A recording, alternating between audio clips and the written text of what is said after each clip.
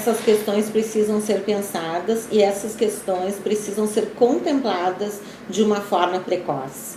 Assim como a gente, nas crianças, né, desde os pequenininhos, a gente já começa com estratégias de comunicação, a gente já trabalha no sentido de promover autonomia nas AVDs, né, as atividades de vida diária.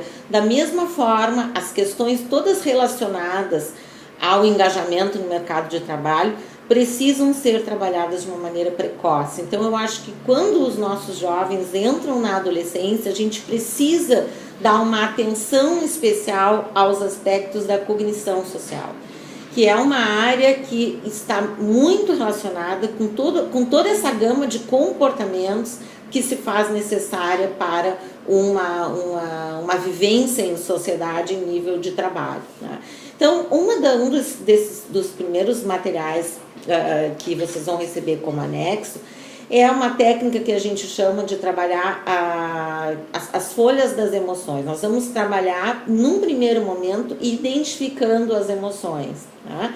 Então, em cada sessão, a gente vai trabalhar esse protocolo de emoções, tá? Então, em cada sessão, nós vamos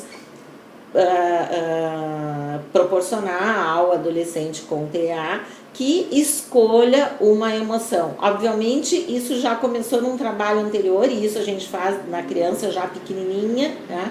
A criança identificar quando está feliz, quando está brava, depois começar a trabalhar as nuances de sentimento, né? Quando a criança chega na sessão, a gente já trabalha para ela ser capaz de mostrar como ela está, se ela não fala, ela mostrar na imagem ou ela desenhar, né? Mais adiante, a criança que é verbal falar sobre os seus próprios sentimentos. Isso a gente já começa na criança pequenininha, né? Aqui é um trabalho mais avançado, porque exige identificar a emoção, ser capaz de falar sobre ela, escrever, desenhar, né? Então, aqui, nesse protocolo, em cada sessão se escolhe uma emoção. A gente começa pelas principais emoções, depois a gente vai para as nuances, né? Aí o jovenzinho tem que preencher o que significa essa palavra, tá? No ponto de vista dele, que situações que ele sentiu esta emoção, e aí desenhar, né? Então isso é um trabalho bem rico, né? Porque leva um tempo bem importante, assim, até a gente conseguir trabalhar cada emoção e tentando linkar com vivências concretas, né? Do próprio sujeito. Claro que aqui a gente poderá fazer adaptações nesse protocolo, né? No caso de um adolescente que não seja alfabetizado, a gente pode colocar pictogramas, né? Ou ícones com essas perguntas. Aquele que não sabe escrever a emoção, a gente poderá apresentar uma espécie de menu com figuras das emoções, em que ele possa pegar uma figura e colocar aqui, né? Aquele que também não consegue fazer um desenho, a gente poderá, com algum apoio, auxiliar nesse recurso. Então, esse protocolo, eventualmente, tem que ser adaptado às capacidades de compreensão do sujeito, né? À medida que se evolui nessa direção de identificar, reconhecer as próprias emoções e conseguir estabelecer relação entre o que sente e o que vive, esse aqui é um dos apoios visuais, um dos esquemas para procurar desenvolver maior compreensão a respeito do seu próprio sentimento e do outro. Então, é um script. É um passo a passo, né? Então, reflita sobre a sua experiência, identifique a emoção, sinta, expresse, né? Então, identificar a emoção, sentir e expressar num script, num passo a passo, para o sujeito ir construindo esse entendimento, né? Socioafetivo. Um outro protocolo se chama Entendendo as Minhas Emoções, tá?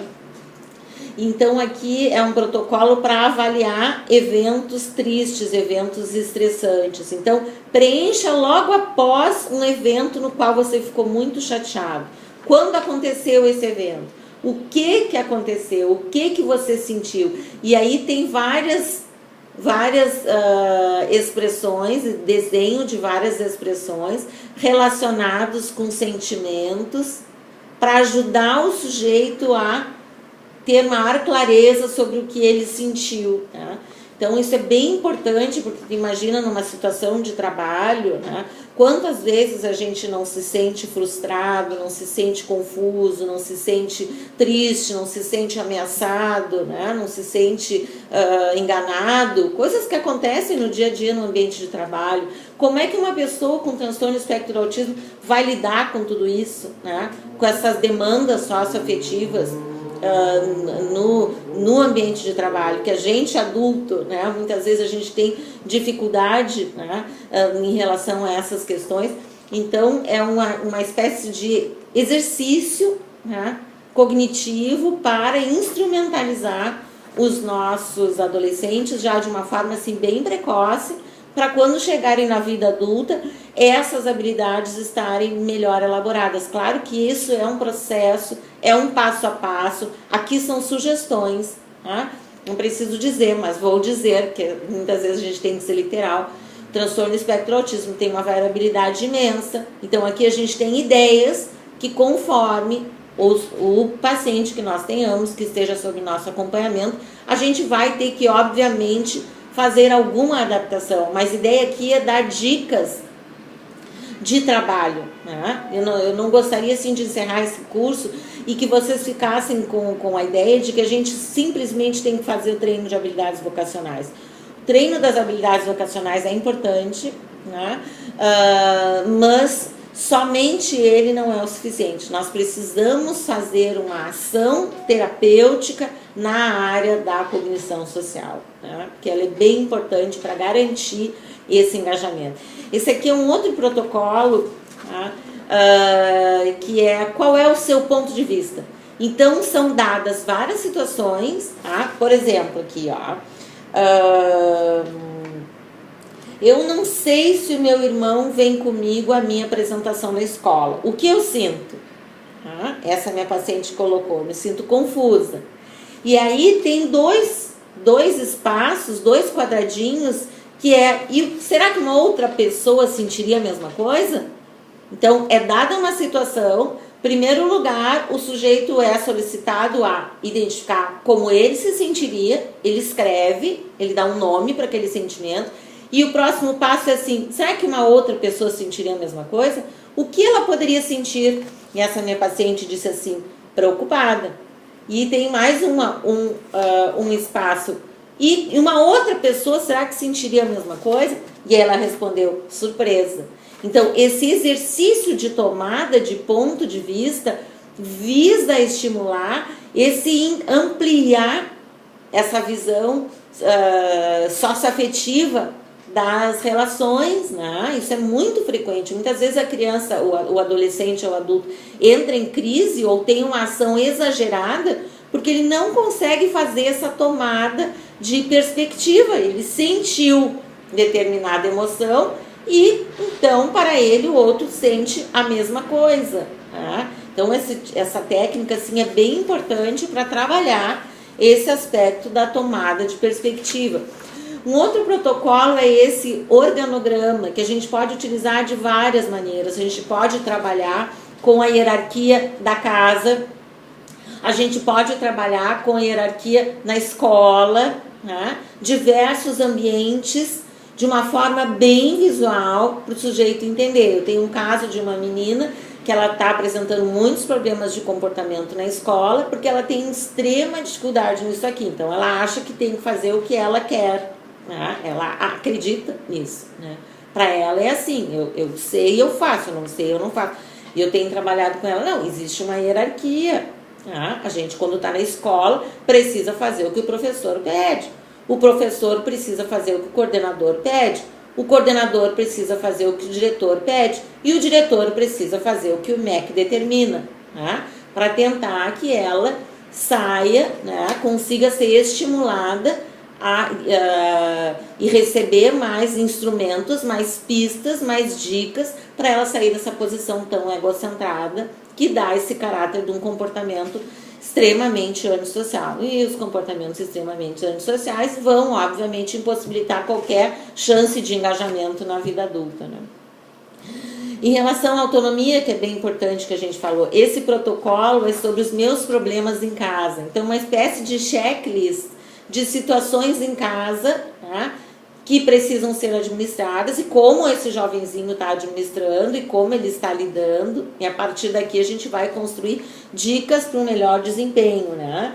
Então, alguém sempre está implicando comigo, alguém faz muito trabalho, alguém tem convidados com muita frequência que eu não gosto, às vezes no caso de irmãos, né? Irmãos na mesma idade, adolescente, então a casa cheia de gente e daqui a pouco o jovenzinho com TEA se sente angustiado, se sente ansioso, se sente invadido, né? Então, poder reconhecer essas questões e, a partir disso, nós vamos desenvolver toda uma série de estratégias, então, para lidar com isso. Como eu posso comunicar se o meu irmão traz muita gente na minha casa? O que eu posso fazer quando tem muita visita, quando eles vão escutar som e esse som é muito alto e me deixa nervoso? Eu posso sair batendo a porta? Não. Eu posso empurrar as pessoas? Não. Eu posso bater a mão na cabeça? Não. Eu posso comer sem parar? Não. O que eu posso fazer? Eu posso pedir para baixar o som, eu posso ir para o meu quarto, eu posso colocar um fone de ouvido, né? Eu posso sair, enfim, desenvolvimento de estratégias, né? Depois a mesma questão com no ambiente de trabalho, tá? Então, como é que eu consigo organizar minha mesa de trabalho? Eu fico tão atordoado que eu não consigo pedir ajuda, tá? Eu quero procurar emprego, mas não sei por onde começar, eu fico nervoso nas entrevistas do emprego. Então, uma série de situações que a gente também vai visualmente trazer para um questionamento e procurar desenvolver. E aqui, por fim, 2 exemplos de scripts, tá? Então, roteiro para minhas incumbências, no caso de um adulto, né? Ir ao banco. Então, tem todo um script. Como é que a gente age, né? Aproxime-se do balcão e lembre-se das frases de cordialidade, né? Bom dia, boa tarde, como você está, né? Faça um breve contato visual e sorria. Diga, eu gostaria de depositar este cheque. Ou, eu gostaria de fazer uma retirada, por favor. Pratique as frases de cordialidade. Mais uma vez, vai pedir algo, a pessoa vai fazer e tu vai, então, obrigada, né? Agradecer. Escute a todas as perguntas que o caixa vai fazer. Espere que ele entregue seu recibo, né? Escute a frase de encerramento antes de sair do caixa, né? Então, que pode ser obrigada, tchau, tenha um bom dia, ou posso te ajudar em algo mais, né? Então, um script, um passo a passo dessas situações que um adulto vai precisar aprender, né? Por exemplo, ir ao banco, né? Um outro script, ir na mercearia, né? Então, aproxime-se da fila do caixa e use as frases de cordialidade. Diga olá, faça um breve contato visual e sorria, né? Diga o que você deseja. Eu quero 100 gramas de queijo, eu quero 2 caixas de leite, né? Então, assim, alguns exemplos, né, para que vocês, assim, né, tenham sugestões, né, para um trabalho nessa área da cognição social, que eu acho que diante desse contexto de pesquisa, de tudo que a gente discutiu, me parece fundamental, né? Que essa preocupação que nós temos com autonomia, com habilidades vocacionais, seja acompanhada de uma intervenção na área da cognição social, que certamente vai fazer toda a diferença. Ok? Muito obrigada por fazerem o curso e pelo interesse nessa área. Até a próxima!